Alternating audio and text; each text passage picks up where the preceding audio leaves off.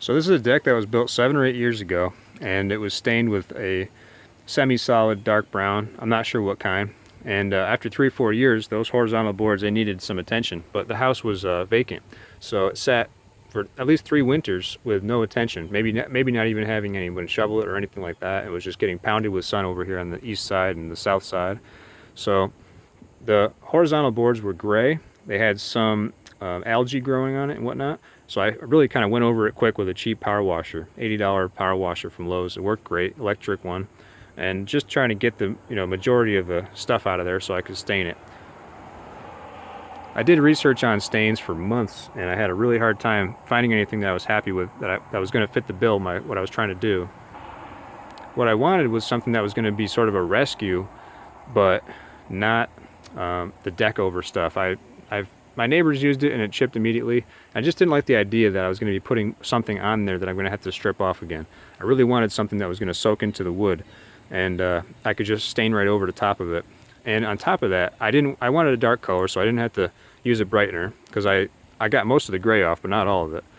And on top of that, I didn't want to have to use a stripper to get the remaining stain off of the side railings, because it really didn't come off with the power washer unless I was going to go really crazy and just beat the crap out of the wood.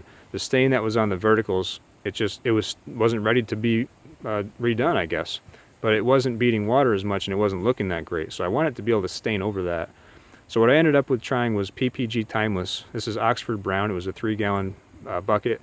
This was a 450 square foot as far as the horizontals go on the deck. And with the stairs over there, and quite a lot of railings to do. So overall, this 3-gallon bucket did the job. And I still had to do some of the outside of the railings here, but I did do the entire stairs and outside of the railings over this way. So I still have probably about half a gallon left that I'm going to use to finish up these railings.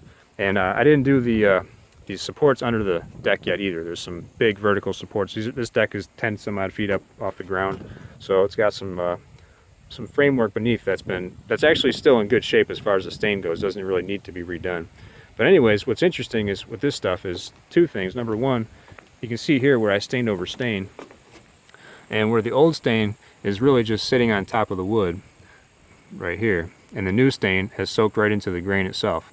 And it does bead water, although I don't know how long that's going to last. So when you look at it close, it doesn't look too great. I would have had to use a chemical stripper to get this stubborn part of the stain off, and I just wasn't willing to do that. But from a distance, it actually, stained over the stain, worked all right, because it's such a dark color, and it converts the old stain into a sort of a translucent or type of color. Here's what it looks like with old and new stain side by side, where I did these railings. You can see the difference. The old stain it's kind of a flat, light brown, and the new stain is coming in with a nice dark color, and it looks sort of wet and translucent. And once you do the whole thing, it actually works pretty good. It works pretty well. You almost don't see the difference. It's just here where I have this really stubborn batch, actually where somebody had touched it up over the years, I believe, where it wouldn't want to come off easily.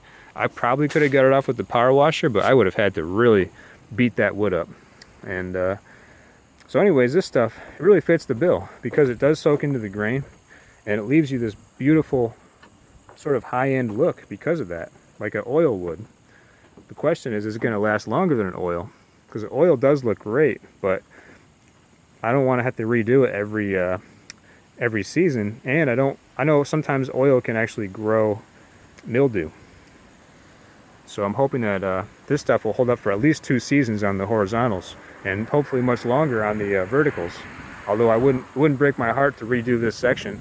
Next time I'm going to do it, I'll power wash to see if I can get this old stain off the railings. You can see here where there's not as much of a transition, it looks a little better.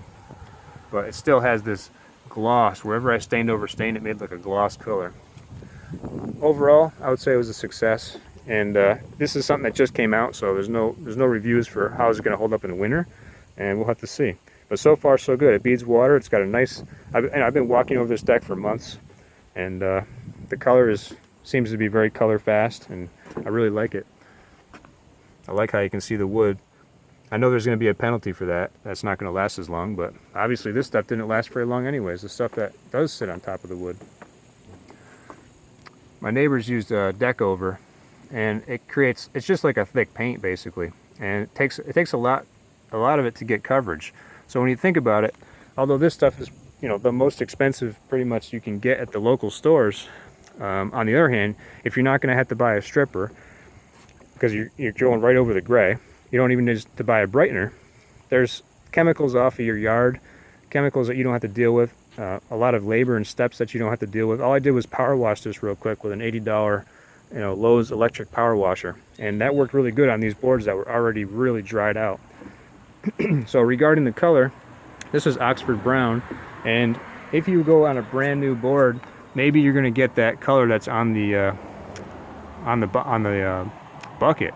But in my case, these boards were pretty thirsty, and the ones that were really dry just soaked it up, and I ended up with a darker color. Almost like a burnt, almost looks like it was burnt.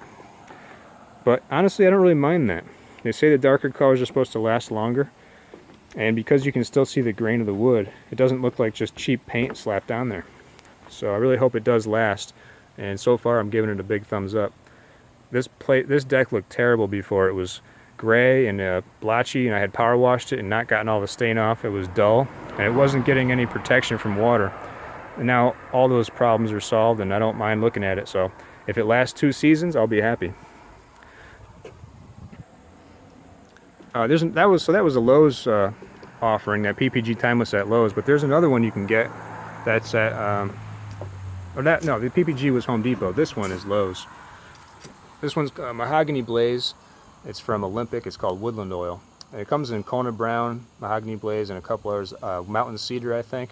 And as you can see, it came out like spray tan. I mean, it came out crazy orange.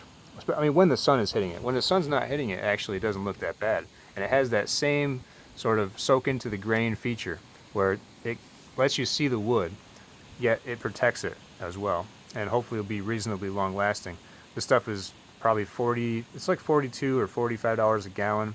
And on the other side of this fence, I used Kona Brown, which is a little more of a reasonable color. This Mahogany Blaze is a little bit crazy, but the reason it's so crazy, I think, is because I'm using it on cedar. This was like white incense cedar that was super, super bright, and it just made this thing blaze like they said it would. And it did not match what was on the bucket. So that was kind of a issue. So that's why, but I don't hate it. It's not terrible.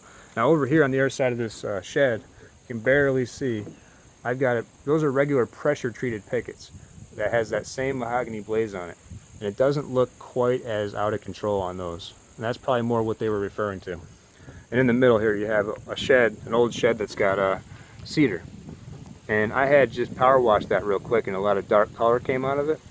And it looks like that fascia board needs some love. On the rest of the shed, a real estate agent for the neighbors had actually painted that with a brown paint with a white trim, and it didn't continue it onto my side, so I had to decide what to do with that.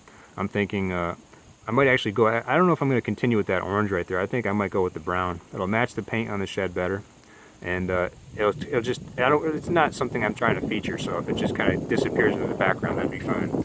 You know, maybe I'll get rid of those sumac trees and maybe put some nice LED palm tree or something on the side of there. And it'll kind of look over this area of the yard. But overall, these water-based 100 VOC penetrating stains are actually really cool in terms of the fact that they show the grain of the wood, and they're not completely chintzy. Like, they're not just like destroyed in 2 months or anything like that. They seem pretty tough. It'll be interesting to see how they hold up, especially these deck boards. This is a tough job for any stain, and it's nice that you'll be able to just go right over this when the time comes to redo it. Just go right over it. It'll drink it right up. It probably just, you might not even have to power wash it. I'll have to see. I might just power wash it anyways to get all the leaves and stuff out of there. But I mean, when I mean power wash, I mean I got right into that wood and really stripped it because I was sort of trying to get rid of the gray. I don't think that's going to be necessary when it comes time to redo this. So overall, I give the water-based penetrating stains a thumbs up. Yeah, they are expensive, but if you're going to avoid the need for stripping and brightening, then I think that it pays for itself.